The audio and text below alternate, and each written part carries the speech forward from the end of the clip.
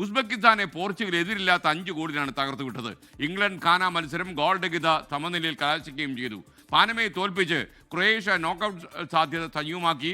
Colombia Congo മത്സരം ഉടൻ ആരംഭിക്കും. ലോകകപ്പ് ഡെസ്കിൽ നിന്ന് അനിൽ വാസു തത്സമയം. Good morning Anil. പറയൂ.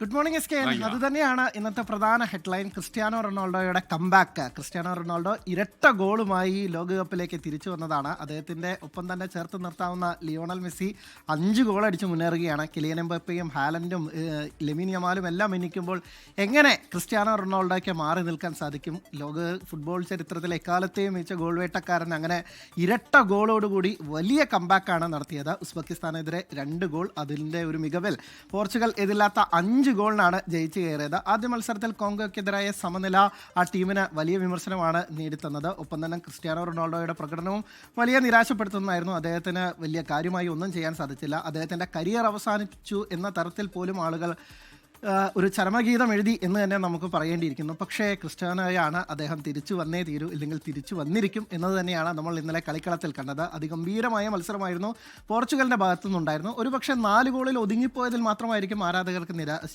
ഒരുപക്ഷെ 8 അത്ര പേരെങ്കിലും 6-8 ഗോൾ അടിക്കേണ്ടതായിരുന്നു. അത്ര കണ്ട് മികച്ച പ്രകടനം പോർച്ചുഗലിൻ്റെ ഭാഗത്തുനിന്ന് ഒരു ഘട്ടത്തിലുണ്ടായിരുന്നു.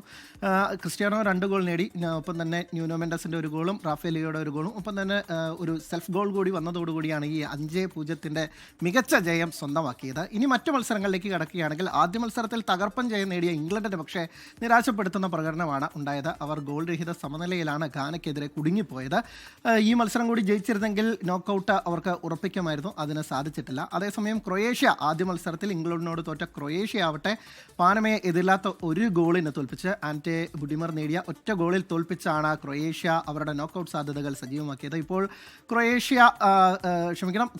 കൊളംബിയ കോങ്കോ മത്സരം പുരോഗമിക്കുകയാണ്. ഇപ്പോൾ മത്സരം തുടങ്ങിക്കഴിഞ്ഞിട്ടുണ്ട്. എന്തായാലും ആ മത്സരത്തിൽ ജയിച്ചാൽ കൊളംബിയയ്ക്ക് റൗണ്ട് ഓഫ് 32 മുന്നേറും. അങ്ങനെ ആവേശകരമായി ലോകകപ്പ് മുന്നേറുകയാണ്. ഇപ്പോൾ ഈ കൊളംബിയ മത്സരമാണ് ആദ്യ ഗ്രൂപ്പ് ഘട്ടത്തിലെ 2ാം റൗണ്ട് മത്സരങ്ങൾക്ക് ഈ ഒരു മത്സരത്തോടു കൂടി തീരും. അടുത്ത റൗണ്ട് മത്സരങ്ങൾക്ക് ഇന്നത്തെ മാച്ച് ഡേയിൽ തുടക്കമാകുന്നു. അതിൻ്റെ പ്രത്യേകത ഒത്തുകളി ഒഴിവാക്കാൻ വേണ്ടി ഇനി ആ ഗ്രൂപ്പിലെ 2 മത്സരങ്ങളും ഒരേ സമയമാണ് നടക്കുക. രാത്രി 12:30 ഇന്ന് 3ാം റൗണ്ട് പോരാട്ടങ്ങൾ, ഗ്രൂപ്പിലെ 3ാം റൗണ്ട് പോരാട്ടങ്ങൾക്ക് തുടക്കമാവുക. SK.